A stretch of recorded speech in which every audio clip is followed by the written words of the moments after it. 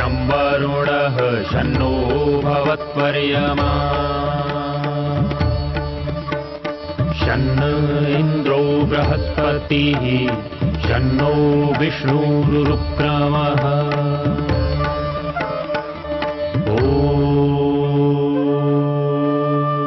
शान्ति शान्ति शान्तिः।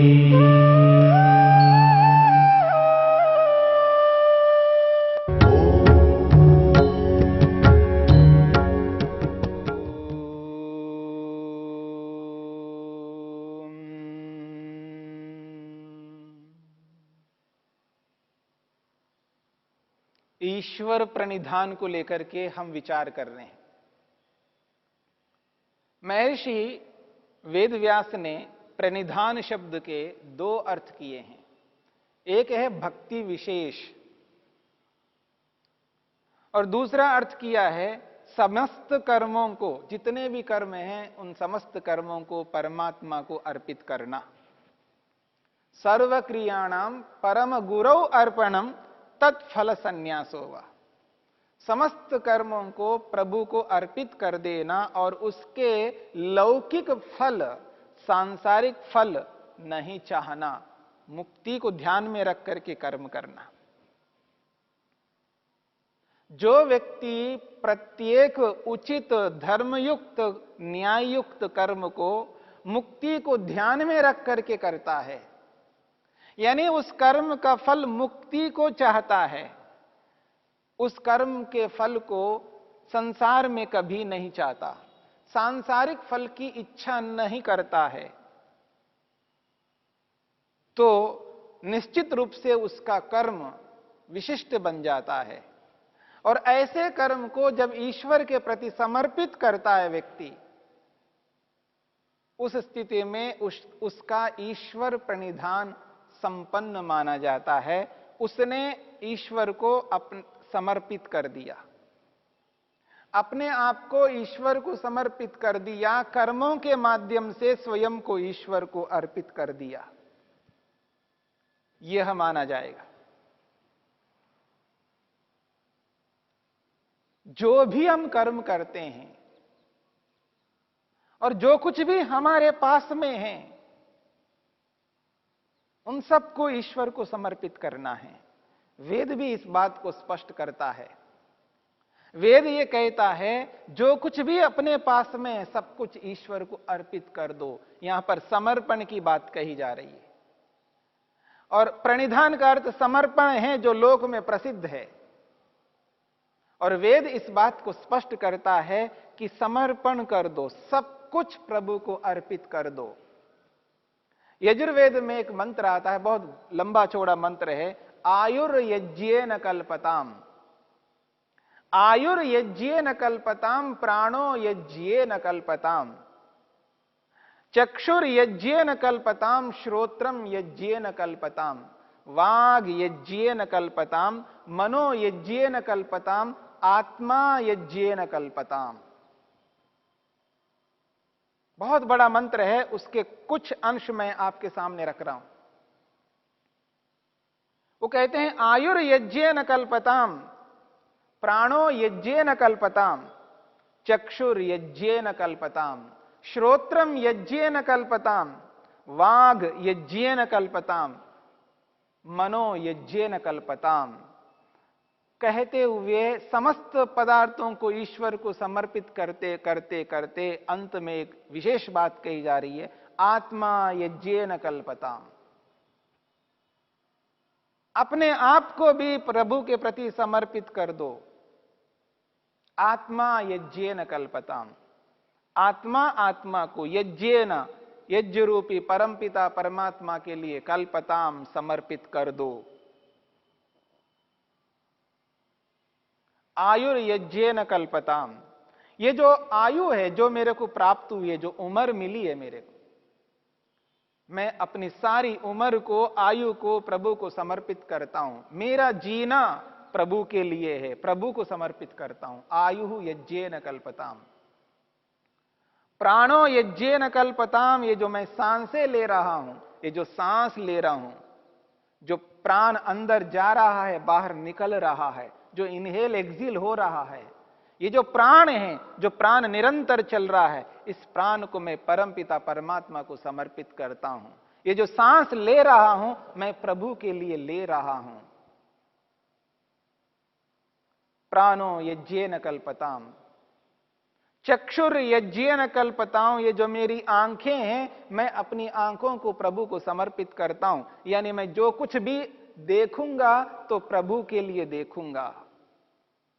मैं जो कुछ भी देखूंगा तो प्रभु के लिए देखूंगा। मेरा देखना प्रभु के लिए है, मेरा सांस लेना प्रभु के लिए है, मेरा जीना प्रभु के लिए है, अपने लिए नहीं, औरों के लिए नहीं, प्रभु के लिए जीऊंगा। आयुर यज्ञेन कल्पताम, प्राणो यज्ञेन कल्पताम, चक्षुर यज्ञेन कल्पताम, श्रोत्रम यज्ञेन कल्पताम। श्रोत्रम, ये जो मेरे कान हैं, ये जो कान हैं, ये कान प्रभु को समर्पित करता हूं। जो भी कुछ मैं सुनूंगा, मैं अपने कानों से जो कुछ भी भद्र सुनूंगा, उस भद्र को प्रभु को अर्पित करता हूं। भद्रम कर्णे भी श्रुणुयाम देवा। मैं अपने कानों से जो भी भद्र सुनूंगा, उस समस्त भद्र को प्रभु को अर्पित करता हूं। श्रोत्रम यज्ञेन कल्पताम, वाग यज्ञेन कल्पताम। वाग कहते हैं वाणी को। मैं अपनी वाणी को प्रभु को समर्पित करता हूं। जिस वाणी को मैं प्रभु को समर्पित करता हूं, तो ऐसी वाणी का प्रयोग करूं जो समर्पित करने योग्य हो। मैं अपनी वाणी को ऐसा प्रयोग करूं जो उचित हो, कल्याण से ओतप्रोत हो। वाग यज्ञेन कल्पताम, मैं अपनी वाणी को प्रभु को समर्पित करता हूं। मंत्र में शरीर में जितने भी अंग है, अवयव है, पूरा शरीर को प्रभु के प्रति समर्पित करने की बात कही है। एक एक अंग को प्रभु के प्रति समर्पित करने की बात कही है। और जो कुछ भी मैं ज्ञान विज्ञान को प्राप्त करता हूं, ऋग्वेद, यजुर्वेद, सामवेद, अथर्ववेद, समस्त वेदों की विद्या को जो मैंने प्राप्त किया, उसको भी प्रभु के प्रति समर्पित करने की बात कही जा रही है। जो कुछ भी मेरे पास धन संपत्ति दौलत जो कुछ भी है, जमीन है, मकान है, गाड़ी है, बंगला है, जो कुछ भी है, समस्त पदार्थों को प्रभु को समर्पित करने की बात कही जा रही है। वेद मंत्र कहता है सब कुछ प्रभु को अर्पित कर दो, अपने पास कुछ भी नहीं रखना। अपने पास होगा क्या? अपने आप को भी समर्पित कर देना, स्वयं आत्मा को भी प्रभु के प्रति समर्पित करना। देखिए, लोक में समर्पण जो किया जाता है, स्वामित्व को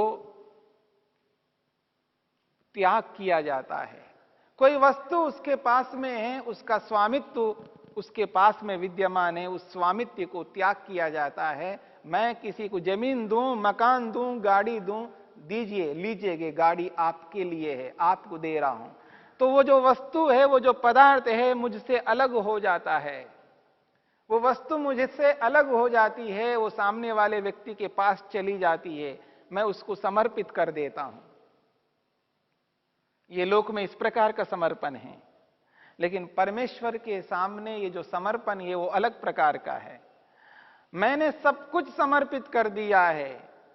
आयुर्यज्ञेन कल्पताम से लेकर के आत्मा यज्ञेन कल्पताम तक प्रत्येक चीज को, स्वयं को ईश्वर के प्रति समर्पित कर दिया। अपनी बुद्धि को, अपने अहंकार को, अपने मन को, अपनी ज्ञानेंद्रियों को, अपनी कर्मेंद्रियों को, पूरा शरीर को, शरीर के एक एक अवयव को, सब कुछ प्रभु के प्रति समर्पित कर दिया।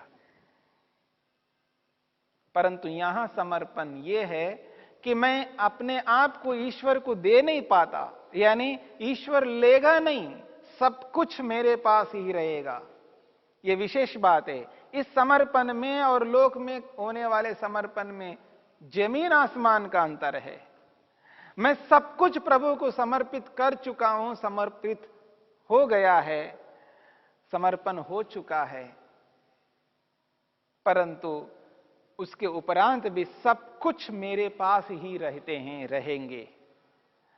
ईश्वर के पास नहीं जाएंगे, यानी सब कुछ मेरे हाथ में रहेंगे लेकिन उनको मैं अपना नहीं मान सकता, क्योंकि मैंने समर्पण कर दिया, प्रभु को दे दिया है। अब अमानत है, बस मेरे पास तो है सब कुछ लेकिन ये मेरे नहीं है। ये जो अपनत्व है इन चीजों के साथ नहीं रहेगा। समर्पण एक बहुत बड़ी चीज है। जब ये शरीर, प्रभु को मैंने शरीर को समर्पित कर दिया तो ये शरीर मेरा नहीं है, मेरा शरीर नहीं है, ईश्वर का हो गया है।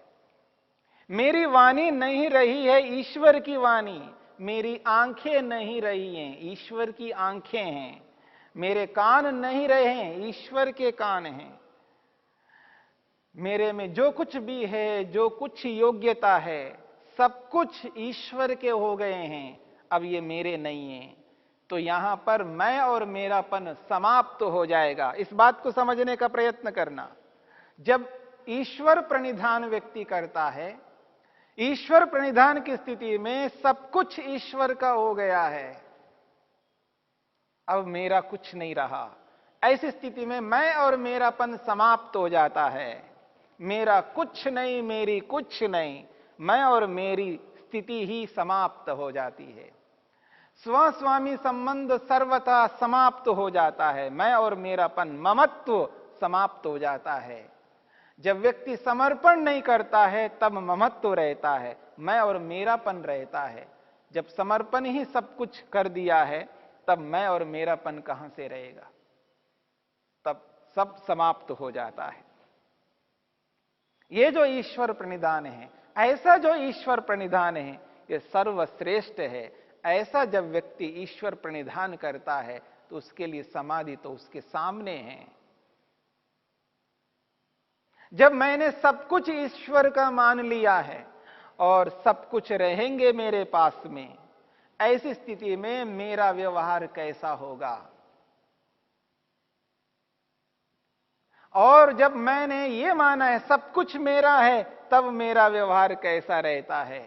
इन दोनों प्रकार के व्यवहारों को समझ लेते हैं हम, तो निश्चित रूप से हमें ये एहसास होगा, हमें ये बोध होगा, समर्पण करना लाभकारी है, हानिकारक नहीं है। यदि मैं प्रभु को सब कुछ समर्पित करता हूं, इसमें कोई हानि नहीं है, कोई घाटा नहीं है, इसमें तो लाभ ही लाभ है। ये समझ में आ जाएगा। एक मोटा सा उदाहरण मैं आपके सामने रखता हूं।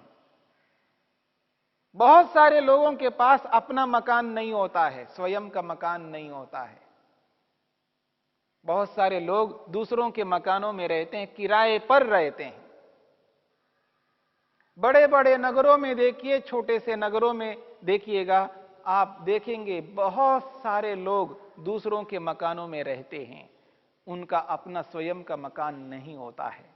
बहुत कम लोगों के पास अपना मकान होता है। आबादी इतनी बढ़ गई है, इतनी आबादी हो गई है, इतनी जनसंख्या हो गई है, सबके पास में ऐसे साधन उपलब्ध नहीं हो पाते हैं। सबके अपने अपने मकान नहीं होते हैं, दूसरों के मकानों में रहा करते हैं। जो किराएदार होता है, किराए के मकान में रहता है, किराएदार किराए के मकान को अपना कभी नहीं मानता है, 3 कालों में कभी नहीं मान सकता।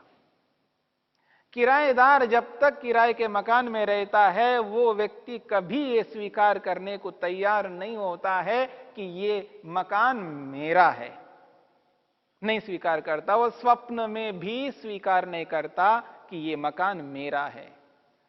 वो तो ये स्वीकार करता है ये मकान मालिक का है, मेरा नहीं है। उसके मन में, उसकी बुद्धि में, उसके व्यवहार में, उसके समस्त क्रियाकलापों में यही स्पष्ट प्रतीति होती है, मकान मालिक का है, ये मकान मेरा नहीं है। लेकिन किराएदार उस मकान का जिस रूप में प्रयोग करता है, जिस बखूबी से उसका यूज करता है, प्रयोग में लाता है, ऐसा प्रयोग मकान मालिक नहीं कर पाता है। क्योंकि मकान मालिक मकान को अपना मानता है, स्वयं का मानता है, और किराएदार उस मकान को स्वयं का नहीं मानता है, वो मालिक का मानता है। एक मान रहा है अपना और एक मानता है दूसरे का। और जब वो व्यक्ति दूसरे का मकान मानता हुआ उस मकान का जिस रूप में प्रयोग करता है, उस रूप में मकान मालिक कभी नहीं प्रयोग करता। यह सभी को प्रत्यक्ष है, सभी लोग देखते हैं। आप देखेंगे, अगर किराएदार को कोई कील दीवार पर ठोकना हो, वो हथौड़ा लेकर के कील को पकड़ करके ऐसे आराम से ठोकता है दीवार पर, उसको कभी भी ये एहसास नहीं होता इस दीवार का होगा क्या, क्योंकि वो यही समझता है ये मकान मेरा तो नहीं है, मेरे को आवश्यकता है, कील चाहिए, कुछ ना कुछ मेरे को टांगना है, उस पर आवश्यकता है, इसलिए वो कील को ठोकता है दीवार पर और बिना परेशानी के, बिना टेंशन के उसका प्रयोग करता है। लेकिन मकान मालिक ऐसा कभी नहीं कर सकता। आप देखेंगे नगरों में मकान मालिक नीचे है और किराएदार ऊपर है, या कैसे भी रहते हों, और मकान मालिक को यह चिंता बनी रहती है, पता नहीं किराएदार इस मकान का क्या करेगा, किस तरह प्रयोग करेगा। वो सदा डरता रहता है, मकान को लेकर के चिंतित रहता है, परेशान रहता है। लेकिन किराएदार को कोई चिंता नहीं होती है, कोई परेशानी नहीं होती है, कोई टेंशन नहीं रखता वो, क्योंकि मकान का कुछ भी हो जाए, कैसी भी स्थिति हो जाए, तो किराएदार को क्या करना है, वो तो मकान मालिक को उसको संभालेगा। क्योंकि दूसरे का जब मानता है तो उसका पूरा प्रयोग लेता है, उसका पूरा 100% उसका यूज करता है, प्रयोग करता है, उसका पूरा सुख लेता है। मुख्य बात है, उस मकान का पूर्ण सुख किराएदार जिस रूप में लेता है, वैसा मकान मालिक कभी नहीं ले पाता है। क्योंकि मकान मालिक अपना मानता है, किराएदार दूसरे का मानता है। कितना अच्छा होगा आज जो कुछ भी हमारे पास में है, उनको अपना ना मान करके, ईश्वर का मान करके उसका पूरा सुख लें। लेकिन आदमी ऐसा नहीं कर पाता है। जो जो उसने अपना मान रखा है उसका प्रयोग नहीं कर पाता है, कंजूस रहता है। उस कंजूसी के कारण से उसका जितना सुख लेना चाहिए उतना सुख नहीं ले पाता है। और ऐसा न ले करके वो करेगा क्या? संसार में आया है सुख लेने के लिए, लेकिन सुख नहीं ले पाता है। इसलिए समझने का प्रयत्न करना है, ईश्वर प्रणिधान से लाभ ही लाभ है, हानि किसी प्रकार की नहीं है। और ईश्वर प्रणिधान करने से सांसारिक लाभ तो होगा ही होगा, सांसारिक सुख तो मिलेगा ही मिलेगा, उसके साथ में ईश्वरीय सुख, मोक्ष सुख भी प्राप्त होगा। इसलिए ईश्वर प्रणिधान करने से जहां पर अभ्युदय सुख की प्राप्ति होती है, विशिष्ट लौकिक सुख की प्राप्ति होती है, लौकिक सुख को लौकिक सुख के रूप में उपभोग करेंगे, उसके साथ में ईश्वरीय आनंद को, मोक्ष को भी, निश्रेष को भी प्राप्त करेंगे। इसलिए इस ईश्वर प्रणिधान को समझने का प्रयत्न करना है।